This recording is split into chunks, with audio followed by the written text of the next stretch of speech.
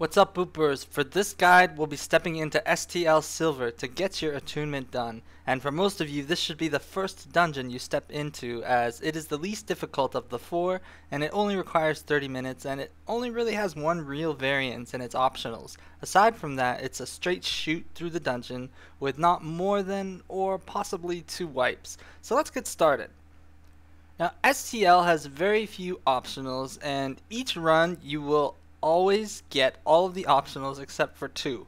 One of them being to exclude a mini-boss, as you can only get 1 mini-boss per run. So the optionals will have you loot either 15 plants, activate 8 totems, free 5 prisoners, kill 20 Pel, and use bombs 6 times on the Pel.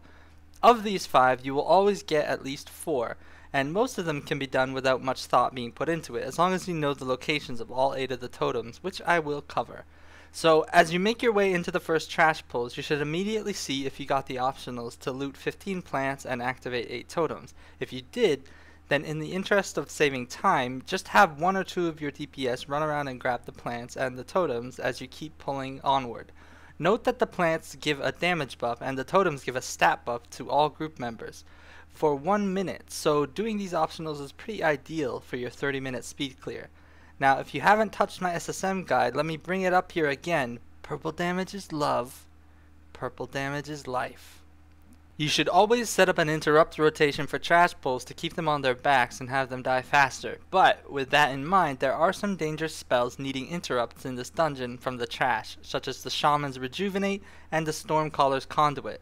Since the Stormcaller trash mob does stun a person when he casts his big spell, we usually have our group all use 1 interrupt each to interrupt his casts, to prevent falling victim to RNGesus when your assigned interrupter gets stunned by the spell. On the bird packs, DPS should watch the tank's health and UCC to stop their damage if the tank gets too low, as these guys can hit like trucks. And after 5 trash pulls, you should arrive at the first boss, a 3-phase fight. And before you pull, note the totem to the left side that you can grab for a buff beforehand if you have the totem optional. Now, on the first phase of this fight, all players should stack near the boss to avoid the AoE from his 4 adds around him, and have an interrupt rotation set up beforehand to interrupt his big X casting spell. 3 interrupts are enough each time. Once he gets down a bit, he will do an AoE blast and disarm the entire group, and become immune to damage. At this point, you should group up with the other party members on top of one of the 4 adds around him. During this phase, the boss will pulse AoE damage continuously and continue to do his big X telegraph. Additionally, he will start putting red circles on your group members, and after a delay, these red circles will hit you and knock you down. These red circles must be placed on the adds to break their shields. Without this, it is impossible to kill them. Once you kill the first one, move clockwise and be aware that the boss will start summoning wisps that will rotate around the room. The first wisp will spawn at the outer side of the room, and the next ones will spawn closer and closer to the center. If you hit one, it will stun you and most likely get you caught in one of the boss's telegraphs, be it the cross or the circle, so keep an eye on them. When the 4th add dies, the boss will lose his damage immunity and enter phase 3, where he will once again disarm the group and pulse an AoE telegraph 3 times. Now he'll always do this AoE telegraph 3 times in a row. And the safe spot of this telegraph is towards the outside of the room. Now this telegraph can be interrupted, but it's generally safer just to dodge the first 3 times he does it, as players are disarmed. Then afterwards, use the same interrupt rotations from phase 1 to interrupt his first and second telegraphs and dodge the third. The third phase is simple as long as everyone is alive, and he will continue to do red circles on players, so just dodge out of them, avoid the wisps, and interrupt his large AoE, or dodge it carefully until he's dead. Now, at this point, you will see which optional mini-boss you got. It'll either be Breezebinder, and if so, you'll have to interact with this computer and clear a bit of extra trash. If not, then you'll have the more challenging mini-boss, but less trash to get to him. So loot your optional stuff around the boss, such as the plants, and move on. And after the very first trash pack after this boss, there will be a 3rd totem to the left. However, it sometimes aggroes the group below when you go for it, so wait until all mobs are dead and the tank is paying attention before you try and get the totem.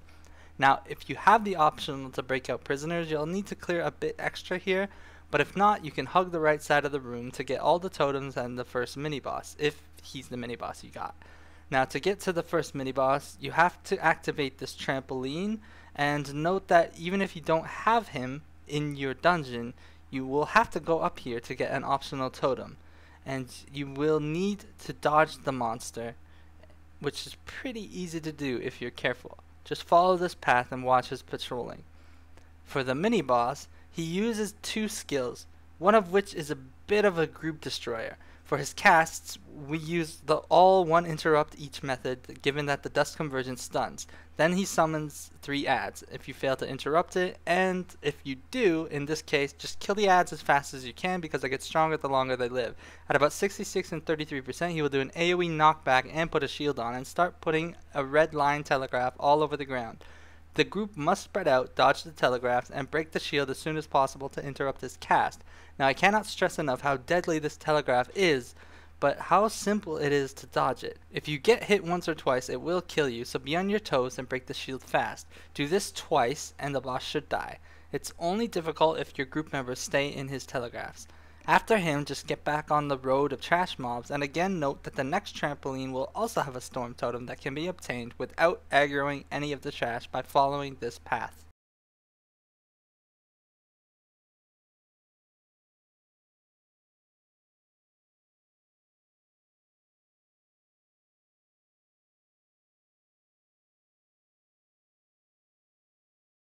Follow the rule of the purple damage to do your optionals, and you should be able to reach the second boss in under 15 minutes, maybe more if you had the first mini-boss.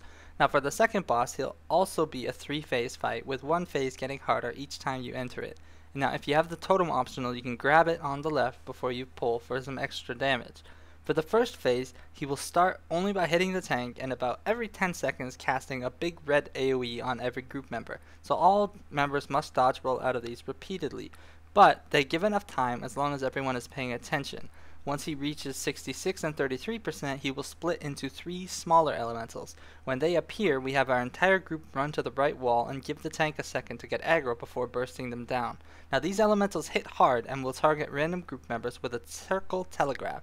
This telegraph must be placed on the outside of the room to optimize space, as these telegraphs remain on the ground for the rest of the fight and do a lot of damage and a big slow if you touch them. With decent burst and cooldowns, the 3 elementals should die fast, at which point the boss will knock the group to the back of the room. At this point, all members must run to the boss and interrupt him as soon as possible before he finishes charging. If he finishes charging, you will die. So here's some tips for getting to the boss through this phase, as this is most likely what will kill you when you're starting out. First, he will send out lines of red lightning from him, and they appear as circles, but they move in a straight line through the room, starting from the boss and heading towards the entrance of the room. When you are running through the tornadoes, use sprint, but do not use your dodge rolls. Save the dodge rolls solely for dodging these lightning circles, as you can get very unlucky with their placement, and you don't want to be caught without a dodge roll only because you needed to roll past a tornado.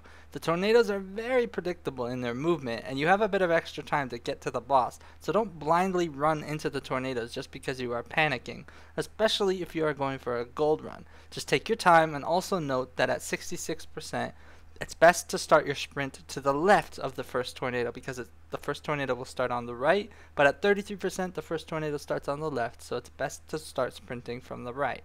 Once you reach him and interrupt him, you'll enter phase 1 again, only now the boss will start doing a single, pretty fast lightning strike on player that will require much more reaction time to dodge. And he'll start teleporting away from the group, which really doesn't do anything, just dodge it and until he's 33%, it's just dodging red circles.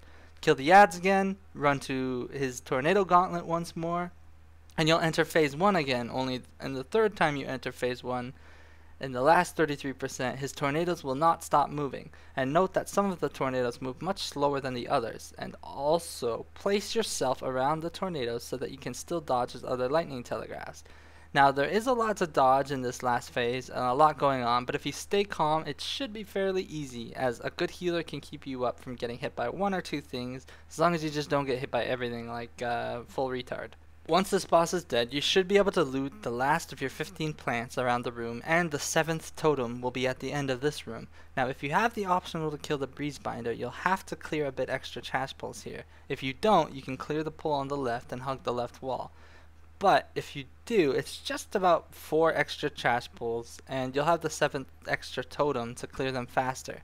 Your tank should be able to run along the left wall once these 4 trash pulls are dead to grab the mini boss and pull it back to the group. Now this mini boss is much easier than the other one. Just make sure all your group members interrupt the cast of Dust Convergence when it is cast and stay out of his tornadoes. Again, if he gets the cast off for Dust Convergence, you will be met with 3 tornado adds that get stronger the longer they live, so kill them as fast as you can. Once he's dead, you should have all the optionals completed except for 1 totem missing. And now your group can hop up on the left wall and run straight to the last boss, and along the way grab the 8th totem.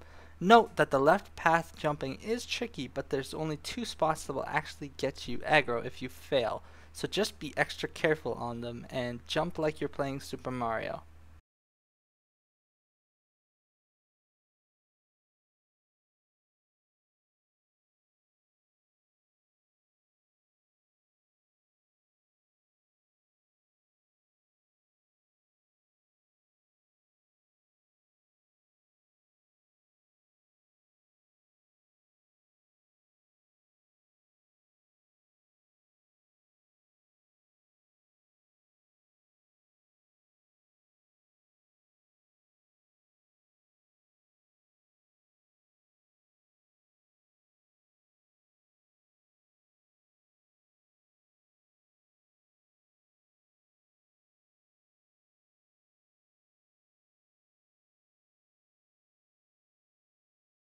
And by now you should have about 10 minutes or less to kill this last boss, but you shouldn't need more than 3 to 5 if you don't wipe. This boss is aptly named Stormtalon and has a frontal cleave, so watch where your tank is standing and never stand near him or in front of the boss. Secondly, he will cast lightning strikes repeatedly that follow each player, and to deal with this, it's best if the tank kites Stormtalon by sprinting and rolling and using movement skills. This allows the DPS to follow the boss and DPS him without having to worry about the lightning covering the ground all around him. He'll also occasionally use a single, large lightning strike that will stun you if you get hit by it, but just stay out of the red and you'll be okay. No matter what phase he is in, 1 or 2, he will cycle between this lightning strike phase and his phase 1 ability or phase 2 ability. So get used to kiting and dodging it. Now his second skill, in phase 1, will go off after he loses about 100k HP the first time, and it is an AoE knockback stun, after which he'll start striking lightning in front of every group member between you and the boss, and creating a deadly red telegraph on the outside of the room that slowly gets smaller and kills you if it reaches the boss. To deal with this, break the stun as soon as you can and use a movement skill to get to the boss, and then all group members should use their interrupts. If you do not have a movement skill, you'll have to deal with the fact that the lightning strikes will keep appearing in front of you and make it a whole lot more difficult to get to the boss. Also note that before the knockback happens, always try to make sure your group is relatively close to the boss but not standing too close to each other. This is so that members aren't knocked too far back so that they die instantly, but they also don't get knocked into each other's lightning strikes. Now the first time he casts this is percentage based, but after that it is time based, so if you kill him faster, get him to 50%, he'll stop doing this and do his second move in phase 2 called Lightning Rod. Lightning Rod will do massive group damage and then place a clean circle around one player, and the rest of the room will be covered in a deadly red telegraph, so all group members must reach this player. This player will have to move though, as the boss will start striking lightning on them. And on top of this, they will be disoriented. So if you are made as the lightning rod, try to figure out a good direction to move through your disorient, ideally close to the boss for DPS, then just move in that one direction. But don't just start sprinting. You should only stutter step, just enough to avoid getting hit by his lightning strikes. Too much movement usually results in you killing your group members, as does unpredictable movement. With that in mind, you should note that CC resilience amps will reduce the duration of the disorient so that it will end before the lightning rod phase ends. So if you can, avoid these amps or simply remove the disorient instantly with a CC removal. as having the disorient go away mid-movement will make you spastically change directions and probably get your group members killed. If you survive his lightning rods, he will cycle through lightning strikes to lightning rods until he's dead. So just kite him, run to the rod, kite him, run to the rod. He's not complicated for a last boss, but he's also not forgiving, as he gets stronger the longer the fight goes on if your DPS is too low or a DPS dies. So make sure you try and kill him before the 3rd or 4th lightning rod. After that, it's unlikely the healer can keep you up his burst AoE damage. But if you manage to one-shot him with everything else in here, you should be leaving with a pretty silver medal. It's not long or hard, just tricky with some boss telegraphs that you need to get used to. So after practice, a run or two, you should be good to go. And that's it for STL, so I am booping out. Boop.